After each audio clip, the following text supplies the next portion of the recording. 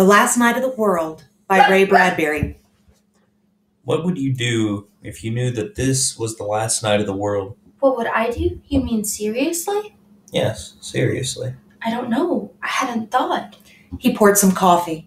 In the background, the two girls were playing blocks on the parlor rug in the light of the green hurricane lamps.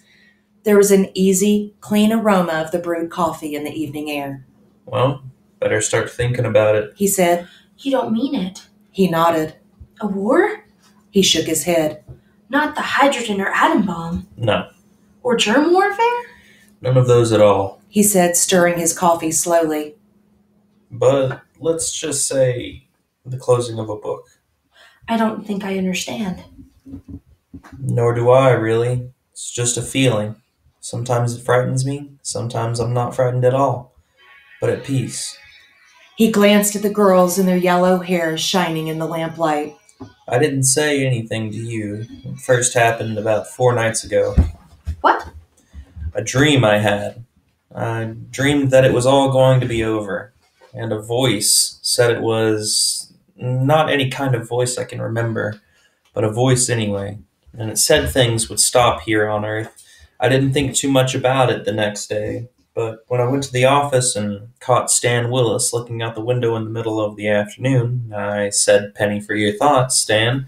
And he said, "I had a dream last night," and before he even told me the dream, I knew what it was. I could not have told him, but he told me, and I listened to him. It was the same dream? The same. I told Stan I had dreamed it too. He didn't seem surprised. He seemed relaxed, in fact. Then we started walking through the office just for the hell of it. It wasn't planned. We didn't say, "Let's walk around." We just walked around on our own. And everywhere we saw people looking at their desks or their hands or out windows. I talked to a few, so did Stan.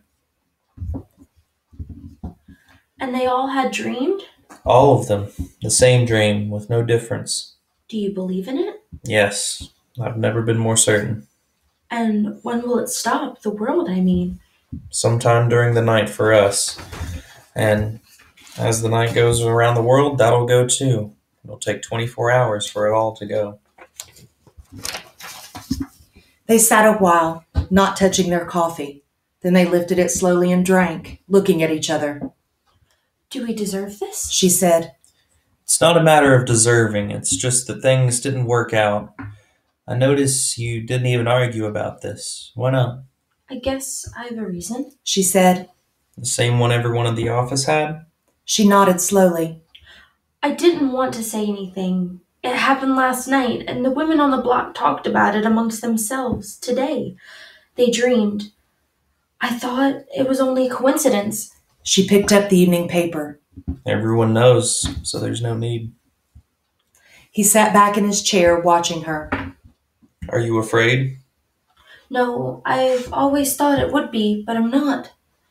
Where's that spirit called self-preservation they talk so much about? I don't know. You don't get too excited when you feel things are logical. This is logical. Nothing else but this could have happened from the way we've lived. We haven't been too bad, have we? No, nor enormously good. I suppose that's the trouble. We haven't been very much of anything except us, while a big part of the world was busy being lots of quite awful things. The girls were laughing in the parlor. I always thought people would be screaming in the streets at a time like this. I guess not. You don't scream about the real thing. Do you know, I won't miss anything but you and the girls. I never liked cities or my work or anything except you three.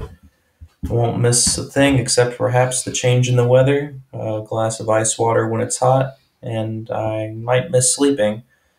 How can we sit here and talk this way? Because there's nothing else to do.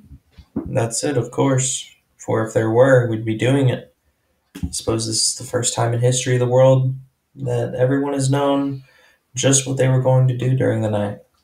I wonder what everyone else will do now, this evening, for the next few hours.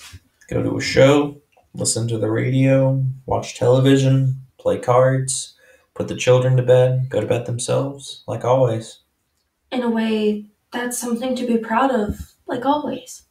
They sat a moment, and then he poured himself another coffee. Why do you suppose it's tonight? Because Why not some other night in the last century, or 5 centuries, or 10? maybe it's because it was never October 19th, 1969, ever before in history. And now it is, and that's it. Because it's the year the things were as they are all over the world, and that's why it's in. Damn. There are bombers on their schedules both ways across the ocean tonight that'll never see land. That's part of the reason why. Well, He said, getting up. what shall it be? Wash the dishes? They washed the dishes and stacked them away with special neatness.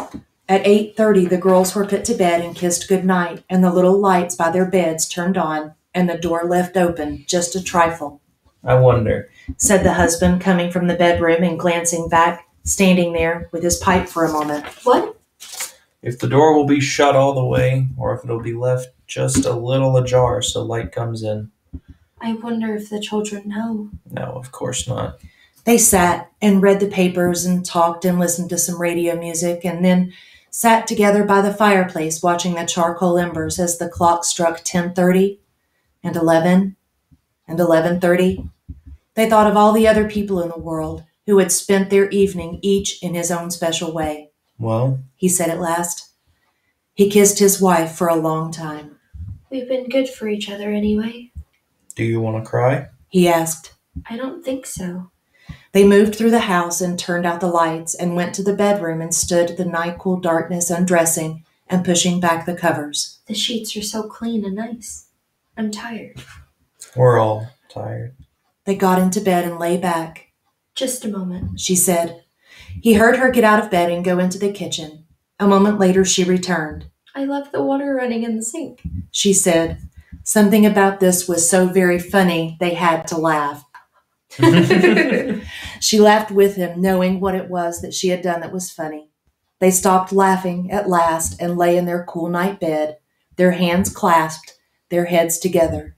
Good night. He said after a moment. Good night. She said.